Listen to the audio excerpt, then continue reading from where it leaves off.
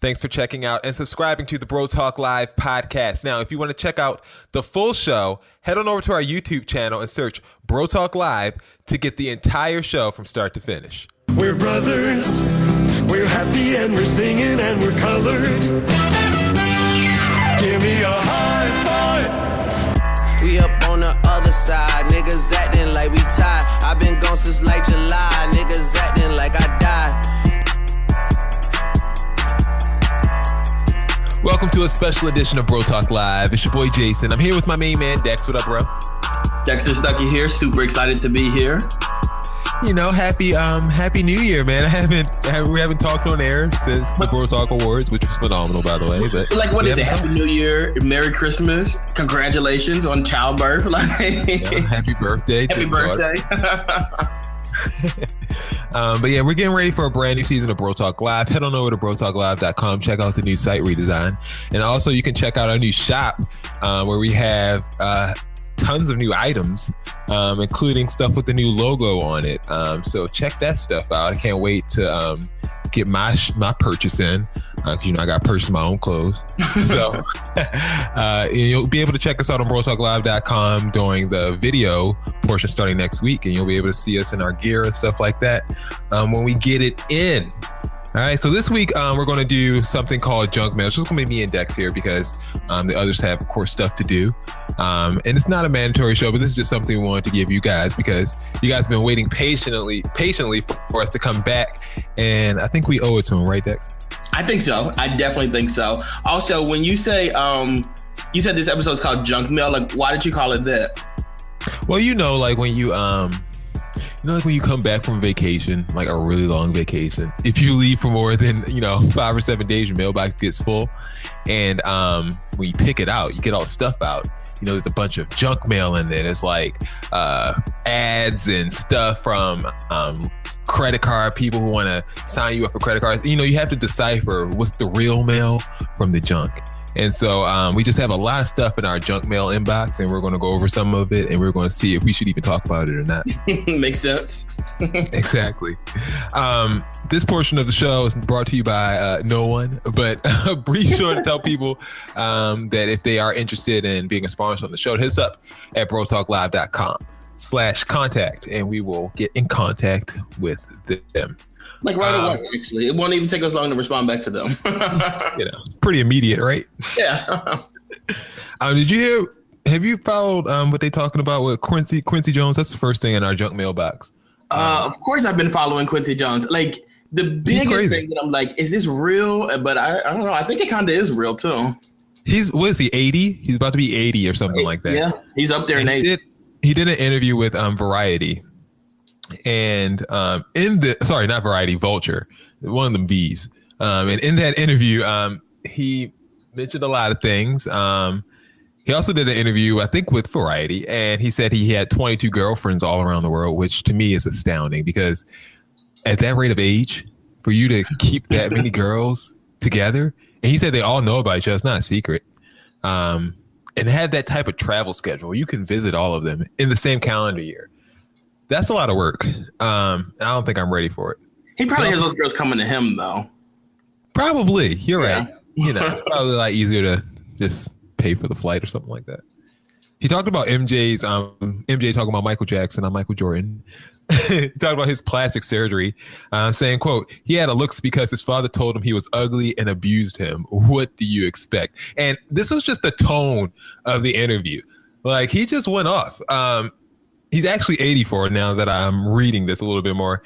And the biggest piece of information that a lot of people are talking about now is what he said about Marlon Brando. Mm-hmm. He said Marlon Brando, the guy from The Godfather and many other movies back in those days, he was the most charming mother effer you ever met. He'd F anything. He'd F a mailbox. James Baldwin, Richard Pryor, Marvin Gaye. So people was like, excuse me? Excuse me? Living the life out there. And then it got even weirder because Richard Pryor's widow had this to say. She said, quote, instead of putting labels on it, Richard just saw himself as a sexualized creature who wasn't afraid of exploration and experimentation. And in the 70s, of course, We were all doing it. It was the 70s. Drugs were still good, especially Quaaludes. And if you did enough cocaine, you'd F a radiator and send it flowers in the morning. What? She also said that Richard Pryor would find it hilarious that Quincy Jones is gossiping about his past life. She also said she plans on releasing his memoirs. This is a good time for her to plug that. Right. She said that he discusses bisexuality in a very nuanced and profound way. And then she corrected herself and she said bisexual experiences because he didn't consider himself bisexual, but he was very open about his sexuality and never put a label on it. Marlon Brando's son didn't find any of this entertaining at all, and he released this statement on behalf of the family.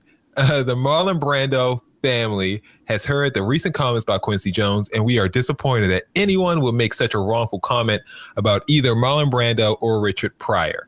Richard Pryor's daughter also backed him up by saying, all you who taught at Fox News and preach about wanting blacks to be represented in a great light and then posted Q's interview are irrelevant and full of your own BS. Q wants a brilliant music producer who is losing his mind and decided to garner publicity for himself with a sensationalized interview. And because y'all think and equate fame and money with decency, you ate it up like thirsty dogs as he spewed out a lie about my father who's not here to defend himself. Dex, who's in the wrong here? Was Quincy Jones wrong for even saying this? I won't say that he's wrong. I think he was just kind of like speaking his truth, and his truth has a lot to do with other people. You know, another thing he talked about was dating Ivanka Trump. Like he said that he dated Donald Trump. That was surprising. Which was really interesting. He did say he didn't like Donald, so he can't be that crazy. His mind is somewhere there. He said it was, 10 years ago, right? Something like that? About 10 years ago, yeah. So he was 74. Yeah. Dating Ivanka Trump. Well, I mean, she's dating Donald now, and he's about, 65 or something years. She has a thing for older, crazy men. You know, but all jokes aside, I don't think that he was necessarily wrong for putting this out there. I think this, like I said, he's speaking his truth. This is something that he witnessed. And of course, like, you know, later on down the line, you don't want your stuff to be put out there, your family stuff to be put out there. But I mean, this person lived it and they were around your family when you weren't even there. You really can't call them out to say, like, you shouldn't be saying this stuff. I was there. I saw it. What you think Ivanka's husband, Jared Kushner, said to Ivanka when he found out that Quincy Jones was dating her? Do you think he knew? That's something you got to tell somebody before you marry him. Like, no, I think that's kind of one of those things that she was taken to the grave. Like there's no way she's telling anybody that. Like when you get in a relationship, you go through all the people you done dated before. And she just pop up Quincy Jones and be like, what? No, that's the one you leave off the list. Because think about it. It goes to like, oh, you dated Quincy Jones, but he's also dating 22 other women currently. So, and he was around all these like bisexual experiences. Also, I remember reading once that Tupac said that Quincy Jones tried to like come on to him. And Tupac was dating Quincy Jones's daughter. So Quincy is something else. No, he's lived a life. I have to say that. I was very surprised that he was very, as transparent as he was in that interview. But he has nothing to lose. He has nothing to lose. Nothing to lose. And his pockets are secure for life. I mean, he has all of Michael Jackson's catalog. I mean, every time Michael Jackson gets paid, he gets paid. So, you know, he's not going anywhere. Well, I'm not talking about money-wise. He's not going anywhere. You know. Monique was in the news, right? Monique was in the news. So God. You guys, this might be junk, man. We might throw this away. Throw the whole thing away. Unless you guys were living under a rock or streaming Stranger Things on Netflix. I actually was. I did watch Stranger Things. I watched both seasons during my paternity break, and it was. I'm surprised it was really good. I didn't catch Stranger Things, but I did just watch on Netflix a show called Riverdale. I watched that, and I watched this movie called What Happened to Monday, and I think they're like phenomenal. Just wanted to put that out there. I also watched Harry Potter. I've never seen Harry Potter before. Not one. Yeah, this is my first time. I just wanted to do things I never did during my paternity break, and it worked out pretty well. And now I feel like I need to do that. Watch Harry Potter, not get pregnant. But Academy Award winning actress and comedian Monique is calling for a boycott of Netflix, citing racial and gender bias. Negotiations between the comedian and the streaming service lost connection. Oh, girl. Hold on. That's the name of the streaming service? Lost Connection. That's not even a good name. Like, why would you pick that name to represent your company? Lost Connection. No. I'm saying I was trying to throw a little joke in there. I said, I thought you were saying the name was Lost Connection. Between Monique and the streaming service Lost Connection. I thought you said she was pitching it to another company called. Oh, no. They offer her $5,000 for her special. 5,000. I'm sorry, 500,000 for her special. And the way you said 5,000 is the way she said 500,000.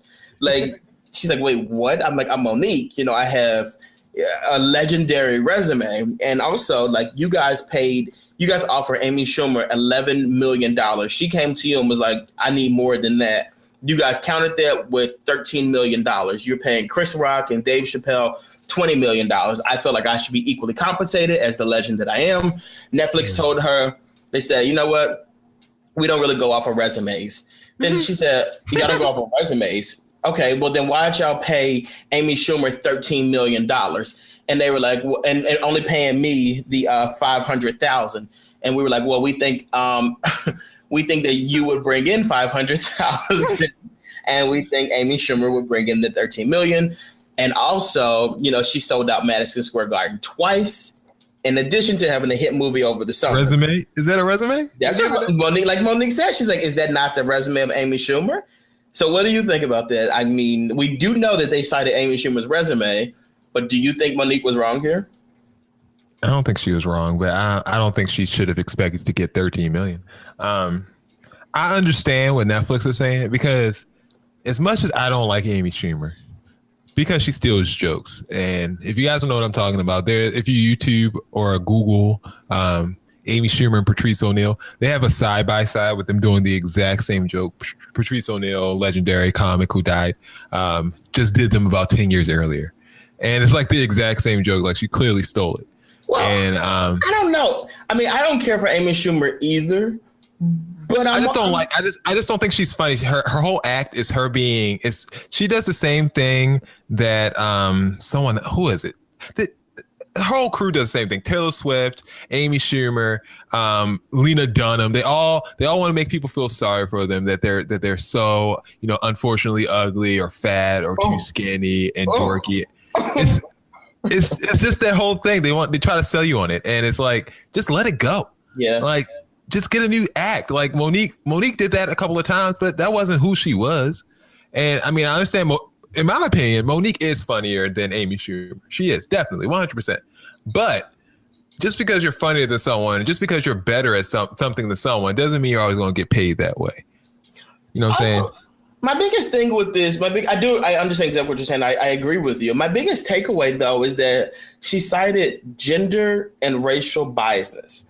But then you use Chris Rock and Dave Chappelle as an example and Amy Schumer as an example. So that kind of like erases your entire argument, because you're using a woman and using black men. I think if she really wanted to garner some support, she should have said, I don't necessarily think it would have helped, because people are not boycotting Netflix for Monique, but it would have made a little bit more sense if you would have said they're biased against black women or black comedians, like black female comedians. Yeah, I mean, she shouldn't have hinted at it. She should have just went out and said it, because, you know, at the end of the day, they could easily get Tiffany Haddish and just quiet the whole storm. Pay Tiffany Haddish $13 million. They could, but previously, Wanda Sykes. But they haven't. Yeah, Wanda Sykes actually came out and said, you know, Netflix actually offered me less, like more than less. Yeah, because girl, Wanda, like, why are all these people coming out of the mid 2000s thinking that they can just come straight out and make $1 million?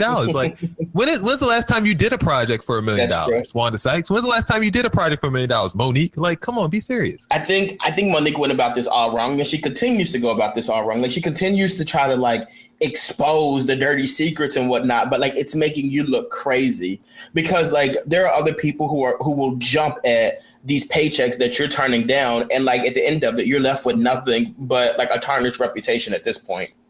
She did say though that what Netflix was trying to do to her, as far as like the whole deal, was like kind of like a Birdman arrangement, where they wasn't going to pay her for like, she had to do like 3 specials for Netflix or something like that, and she wasn't going to get paid on the 3rd one. She didn't guarantee to make a 4th one or something like that. Like, all her rights were like being given to Netflix for like the next 5 years, and she couldn't compete, or she couldn't give another comedy special to another network in that time frame. So I do understand them trying to restrict her and then just pay her $500,000. That's a little jacked up. But Jason, that's like me. I work at a company. If the company says to me like, Dexter, you can't do X, Y, Z, it's like, okay, I can't do these things.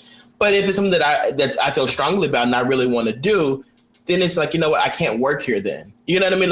Like everybody's been at a negotiating table, and like when you leave that table, you don't put it out publicly like what the conversation was. Like we should never know that Monique, how much she was offered or any of these details of negotiation or contract negotiations. We shouldn't know that stuff. And the fact that she's putting it out there, it's kind of like, well, why didn't you just say no and move on? Well, I think her whole point is that doesn't want other Black women to feel like they can't ask for more money. And I mean, that's fair. Like, I don't want Tiffany Haddish to think that she can't ask for $13 million, because Tiffany Haddish right now is just as high as Amy Schumer's ever been. Yeah. She's hot. She had a hit movie over the summer. I don't think she has to do a sellout Madison Square Garden, and she can get it. She'll be right there. She will be Amy Schumer. It's the exact same person. You know what I'm saying? Is that funnier? She's a little funnier than Amy Schumer. She's definitely funnier than Amy Schumer. Did she make the Bro Talk Awards, or did we end up snubbing her out? Wait, I think we gave her Woman of the Year. I think she won. Did she win? I think she won Woman of the Year. She did win Woman of the Year. You're right. Yeah. Oh yeah, Tiffany Haddish definitely is funnier than Amy Schumer. Amy Schumer would never win no Bro Talk Award. Speaking of winning things, the Eagles won the Super Bowl. How has Philadelphia been? Philadelphia's actually been crazy. It's funny too, because I remember, well, for me personally, I'm not an Eagles fan. I like the Cowboys. And I remember when around October, the Eagles were doing well. And I'm just like, I don't know how this is going to go. Like, I've been in this city for about 20 years now, and I've seen the Eagles do so well, and they get to the playoffs and then they choke. Like, it happens time and time again. That's why they say these Philadelphia fans are so loyal, because they're so used to just eating disappointment. So I remember tweeting out, like, if the Eagles make it to the Super Bowl, I will shave my head. And I was in Las Vegas, and I'm sitting at the table with my friends, and the Eagles are playing the Vikings, and they are actually winning. And I'm just like, this is insane. Like, the Eagles are actually going to make the Super Bowl. They made it. I shaved my head.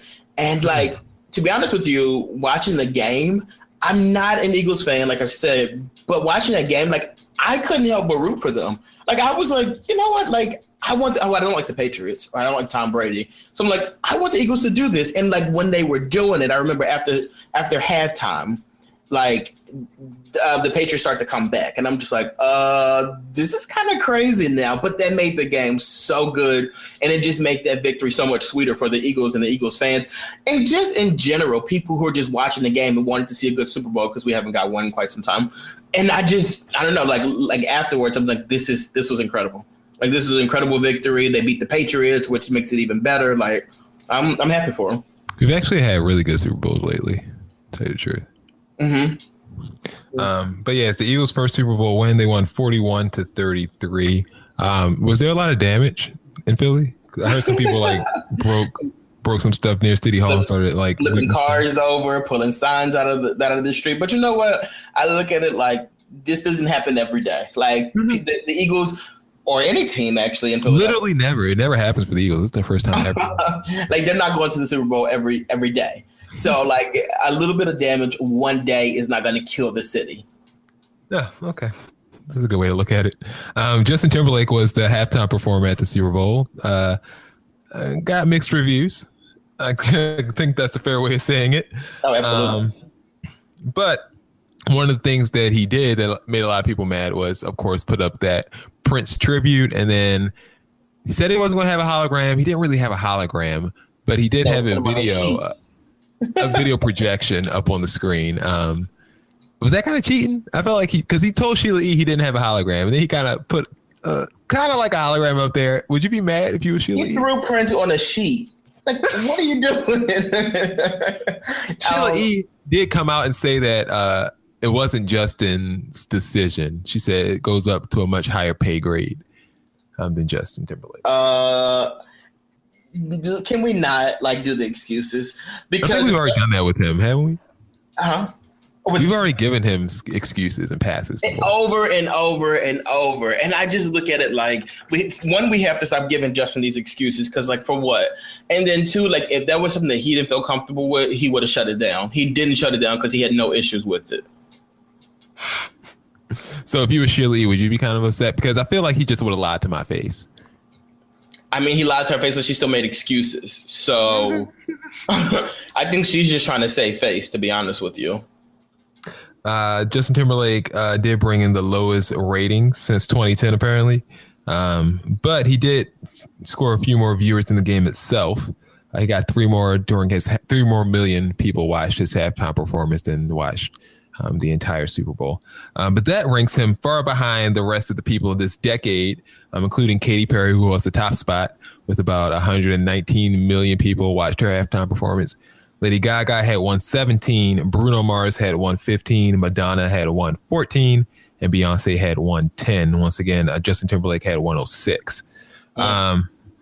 Do you think any of this had to do with the NFL protest, or you think it was people over Justin Timberlake? What do you think? What NFL protests? Mm-hmm. Because I feel like once the Eagles made it to the Super Bowl, my timeline just forgot that protest existed. Like before, they were like all for it, and then when the Eagles made it, it was just kind of like, I mean, we did it long enough. Like we can stop now. I think people aren't necessarily interested in Justin Timberlake because think about it. Like we don't know him. Like he comes out, he puts this stuff out when he wants us to like talk about him and stuff. But overall, like he's not present. And he does the whole Jimmy Fallon thing. What do you mean? You know, him and Jimmy Fallon are like best friends. They're always on each other's. Like he's always on Jimmy Fallon's show and doing those little skits. Yeah, but like we know Justin Timberlake for music, and like you haven't released music in quite some time. So it's just kind of like you can't just come out and jump on the Super Bowl. Like that's like insulting, to be honest with you. Like we can't vibe like that. Like when these other artists like Bruno and Beyonce and Coldplay, these people were current and recent. They were out there. We saw them. Justin Timberlake is like. He's like an ex-girlfriend who comes to you and is just like, hey, do you miss me? And it's just like, I've moved on in life. You know, like I'm listening to Bruno Mars right now. Like, what are you doing? Who do you think they should have had? Like, I mean, who else is left that hasn't done it? They could have had Taylor Swift, Ed Sheeran. Like they could have done anybody. They could have done a repeat of people they had before. They could have went outside of the box. Cardi B is hot right now. The Migos are hot right now. No way they would have put Cardi.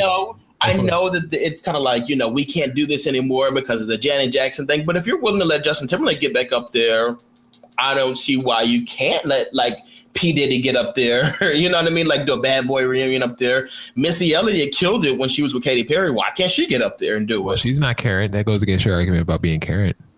Ooh, you got me there. Do you believe that they actually invited Jay-Z? There was a rumor out there saying that. I absolutely do not believe that they invited Jay-Z. I think that would be insulting to them if they were to invite Jay-Z. Why?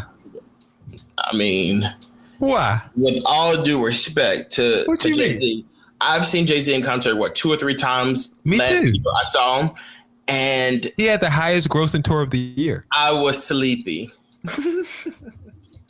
Jay-Z is just not entertaining, like to watch. Like it's just not entertaining. Like the best concert I've ever seen Jay-Z do, and I've seen him about 5 or 6 times in my life. And the only times I was entertained by him was when he was on stage with other people. He did one with Justin, one with Kanye, and one with Beyonce. And he was entertaining during those, but him by himself. All 3 of those shows. That was a really. I actually saw all 3 of those shows too. Same. Actually, I didn't see the Kanye West one, but he's more entertaining when he's with other people, not when he's by himself. I just can't do Jay-Z by himself again. Wow. Strong take. Who do you think they're going to get next year? Kylie Jenner? I don't know. I feel like next year they know they have to bring out the stops. So I feel like, I mean, because you never know who's left. I mean, like I said, Taylor Swift has never done it. Rihanna's never done it. But NFL people don't like Taylor Swift. Like, really. I don't know. I mean, mainstream America likes Taylor Swift, though. Yeah, but women like Taylor Swift. Football's but a lot of the football commercials were like geared towards women too. Like they know that their audience is out there. I mean, I guess. I mean, I just feel like I don't know. I feel like her demographic's more female leaning than even Katy Perry or Lady Gaga's for some reason. Wow. I do. I just feel like it's just young and feminine. I just don't feel like it meets the NFL same demographic. But that's just me.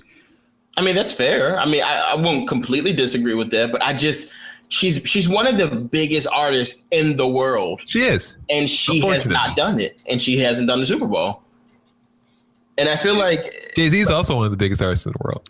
Yeah, but he's boring. So no. Taylor Swift's not like, what's she going to do? She can't dance. So I mean, what's she going to do? But Taylor Swift could put on a show though. Like Jay-Z's not going to put on. Jason, the last Jay-Z show that I went to, he stood on stage in one spot like the entire time.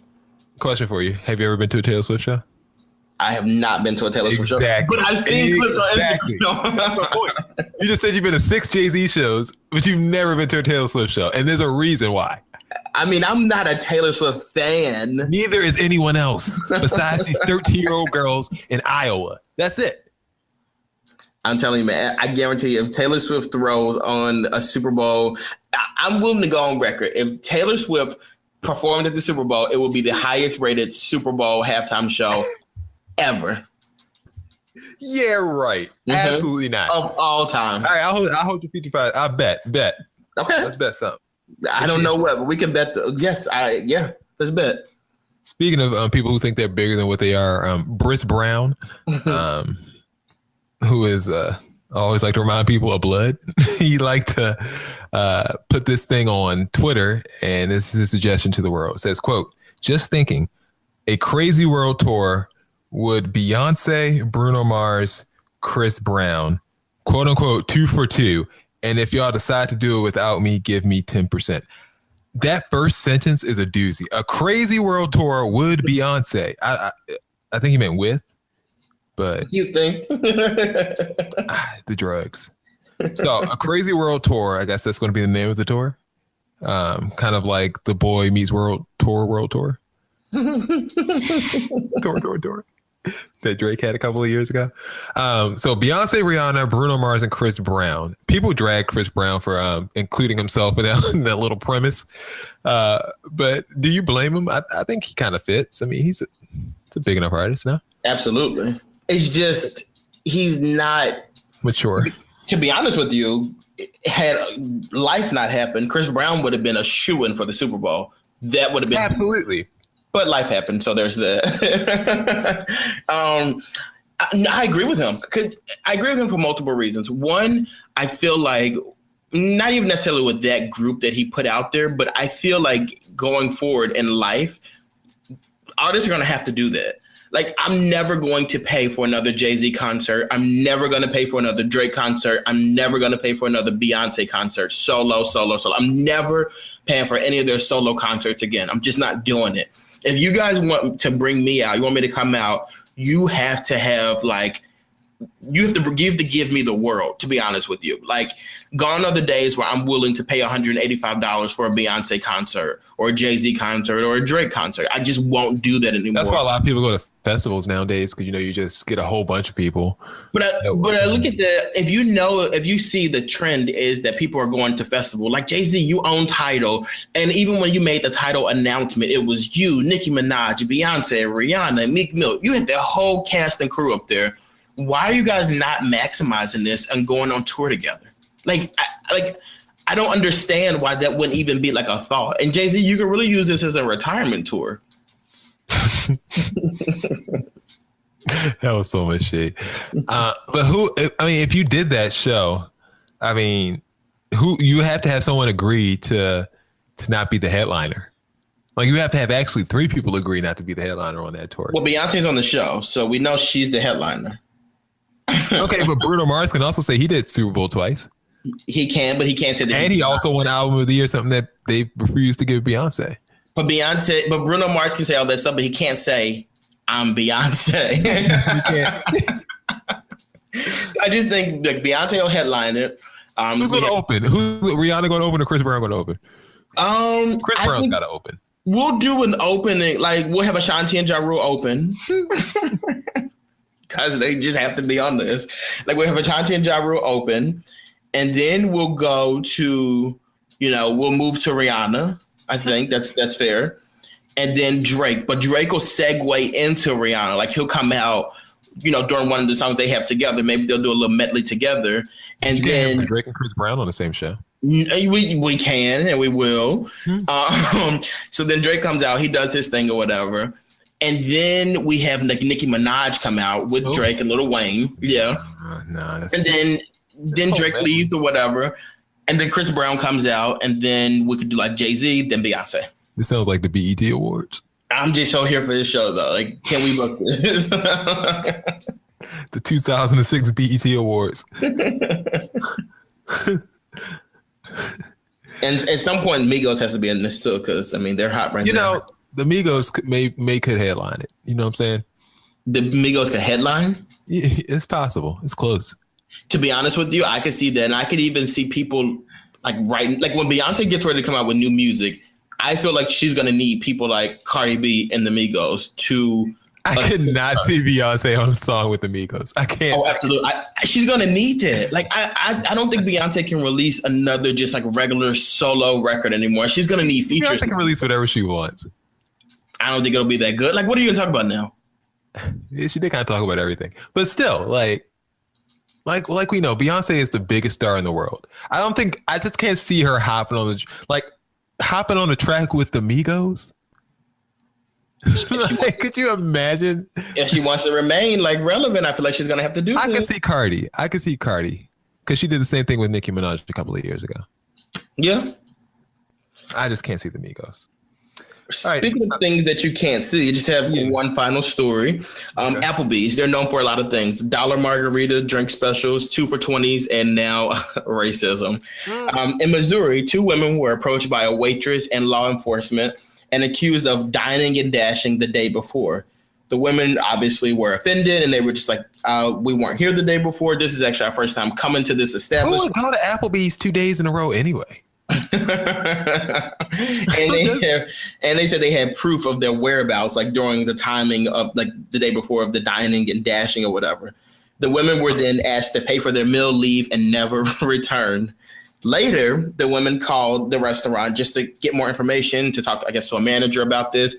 And they said the woman who accused you of this, she remembered that the 2 women who dined and dashed the day before, they were Black women, obviously, and one wore makeup and one was skinny. Social media is pissed at Applebee's right now because they're like, you can't accuse somebody of something like this, and the only description you have of them is that they're skinny and one wear makeup. Because every 2 women you see in the world, one is skinny, one wears makeup. Like, that is not a fair assessment. Do you think people should be mad at the Applebee's, that one store, or the whole company? Because I don't think this is a whole company boycott issue. I don't think people should be mad at Applebee's at all, to be honest with you. I think that the waitress was wrong for accusing these 2 women of this. Absolutely wrong. Like, nobody should be discriminated against like that. But I was having a conversation with somebody over this past weekend, and I really think that Black people have to get it together. And the reason I say that is because, like, I'm in the mall this past weekend, and like, I don't like it when people like look at me and stare at me as if I'm gonna steal something or have to like follow me around the store, whatever. I don't like that, but I kind of understand it sometimes when you go in certain stores, and having worked retail, you see people doing stuff and they're African-American people, and it's just like, we need to hold them accountable, because at the end of the day, although I do think this waitress was wrong, whole ass Republican. I do think this waitress was wrong for what she did. There were 2 Black women who dined and dashed from that establishment. Allegedly. You know what I mean? Allegedly, sure. Do we have video of the diners and dashers? They did not release any video, so I don't know if they had it or not. Okay, so she could have just making it all up. She could have been, but at the end of the day, though, like, I genuinely, I know that there are situations where African Americans do things that it's just like, why are you doing this? Like, a lot of us, like, we question the actions of certain African Americans, and it's like, you're really not helping the cause right now. Like, I know, like, right now, me saying this isn't really helping the cause either. But there's white people that do the same things. White people dine and dash all the time, but you don't see them kicking up. They do, and I feel like They do dine and dash, and I just feel like that's something that if you're a white person, you see something like that, you should call them out, hold them accountable for it. And I feel like we as black people have to do the same thing. Like if we see a black person dining and dash or whatever, we can't be okay with that. We have to have. What we gonna do? That's we gonna go pay it for? What we gonna do? I'm not gonna. Well, what the hell you want me to do? The checks ain't cashing like that. I ain't paying for nothing for nobody else. But I'm just saying, like, we can't always be like, you know what, they're so wrong for doing this when we're sitting back and watching it happen too with other people. Look, just come correct. That's all I asked for you to do. Is if you're going to accuse somebody of something, come correct. Don't sit here and say, "Oh, they said somebody was skinny and one of y'all had makeup." So because you came in the restaurant today, and your friend is skinny, you have on makeup, then it gotta be Thelma and Louise right here. Like, no. And I agree with that. I'm saying that waitress was 100% wrong there. And anybody else who looks at a person and kind of like stereotypes them like that, like you're wrong. Like you're dead wrong for that. Did they release an apology? Did they release an apology? Of course they released. I didn't see it, but I'm sure they released an apology. Like that's what they do. Like you do this stupid stuff and then you apologize. You say the person's been fired. I doubt that they really get fired or whatever. Because who's going to check? Like, who's going to Missouri to check if this woman got fired? Like, you live in Missouri. Like, Al Sharpton, you know, who's going to be broadcasting live in front of He might be sick or something because he was not out there. So, look, the first story 11 hours ago, Applebee's apologizes for racial profiling restaurant, fires 3. Al Sharpton reporting. That's a whole ass mess. All right. We also, we'll probably end up talking about something. Did you see that white Nefertiti that he tried to say was? I did see that. You know what's crazy though? Like a lot of I'm in Facebook groups, right? And like I saw somebody like post that in the Facebook group or whatever, like, oh, this is ridiculous. But I saw so many people like defending it actually. Like I saw a lot of people, they weren't black people, but there were people defending the statue. And I'm like, this is the problem with this kind of stuff because you throw this stuff out there. And people are going to believe it because that's what they want to believe. And now that's the firestorm that's going on now. Were you offended by that coolest monkey in the jungle thing? Because the mother, if you don't know the story, this little black boy from H&M did H&M ad with a T-shirt or a sweatshirt on that said "coolest monkey in the jungle," and he was dark skinned. But then they gave the little white kid, they gave him the lion. Of course, he got to get the lion, and then the little Asian girl, she got to be a princess or a fairy or something like that. And, you know, a lot of people are upset. The mother of the child said that people just need to get over it. It was no big deal. They weren't offended by it. And they gladly took the check that H&M gave them and, you know, put it in their bank account. So we all need to stop whining. But people were boycotting H&Ms and going to H&Ms across the country and tearing stuff down and, you know, just making a whole scene. I'm not going to say anything about the ethnicity of these people. They're black. But were you offended by the coolest monkey in the jungle? No, it didn't really bother me. When I saw it, I was just like, I feel like this is bigger than it like needs to be. And the only reason I said it is because like I'm like, this is a child. So unless he's adopted, his parents are African American or black or whatever, and they saw this and they were okay with it. I mean, the parents are okay with it. I can't really see me having an issue with it. A day or so later, the mom came out and she's like, "What's the big deal?" And for like me, if you feel like it's okay for your child to do, then do it. Like, go for it. That's how I was. I mean, I was like, if she don't got a problem with it, why should I? That's not my child. I ain't got to explain nothing to him. Candy got dumped by Escape. Did you hear about that? No, I heard that Candy didn't want to be a part of this group anymore because those vocals are fried. I don't know if that's true. I'm just saying.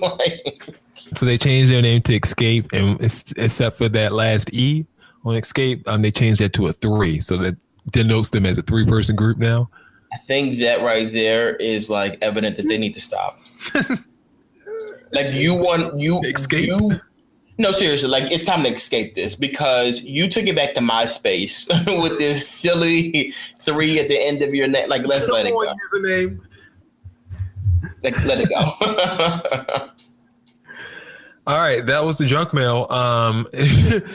We're not going to talk about any of this stuff on the live show, so we just wanted to get it all out the way. So now you guys know where we stand on these issues. Dex, do you want to do a Q&A? Let's have one. I think we got one that we can do real quick. Okay, let's do it. Since y'all was loading up the inbox all throughout the break.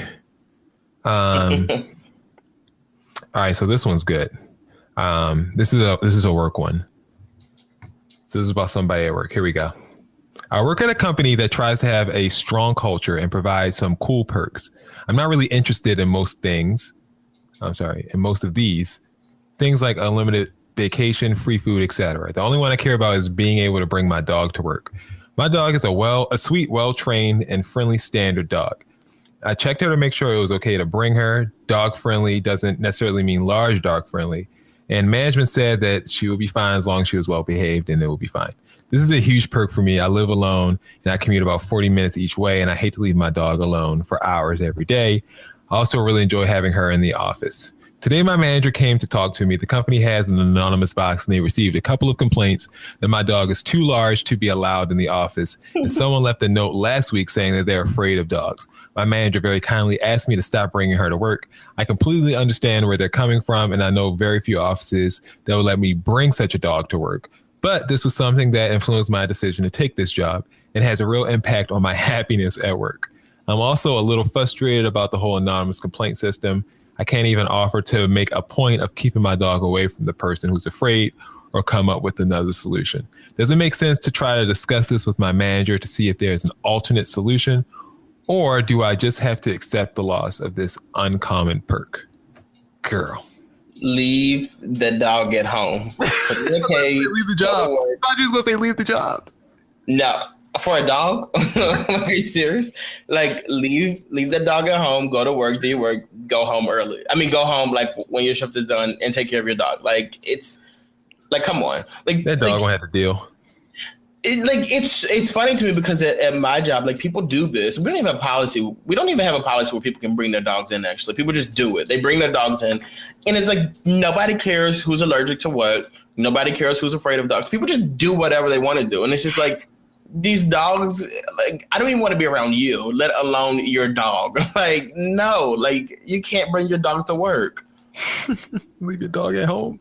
I mean, if I feel like that was part of me taking the job in the first place, you know, if they told me that I could bring my dog and then suddenly, you know, people are complaining about it, I would feel some type of way too.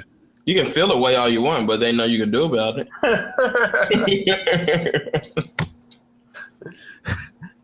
I mean, because if it's anonymous, like she said, she can't go and find out who it is. It is definitely best to keep it anonymous, because if you don't keep it anonymous and people find out who it was, you're attacking them. Like, you're coming to them like, what you got an issue with my dog? Like, it's not going to end well for that person. What was said? Or you. Exactly. What was said about my dog? That's terrible. All right. Well, send us questions. BroTalkLive.com/questions. If you have questions, we have a bunch of them that we have ready for the start of the season, but we can always use more. So send them to us and we will get them on air. Nice little teaser one for you for this season. All right. Dex, do we have a BS report? I do have a couple BS reports. You want to save them? You want to save them? I feel like I should save them, but like... Okay, let's save it. Look, we'll give the people something to look forward to. We appreciate all of you guys' interest in Dex's refurbished BS report with the new logo. If you want to see the new logo, BroTalkLive.com right there. All right, seats. I know you have a seat. I do. I have two seats, actually. My first seat is going to go... So while we've been on break, I've had people over my house, whatever, and we've eaten. I've been out. Life has been great. I've been hanging out with friends, right? My seat goes... Still vegan? Pescatarian, but also today I've been told that I need to lay off the fish a little bit, so maybe we'll just stick to veggies. Who told you to lay off fish? I had a biometric screening today at work, and they were like, "What's your diet like?" And I was telling them, they were like, "Yeah, you might be eating a little too much fish." I mean, like, Jason, I legit eat salmon every day. Yeah, so it's a problem.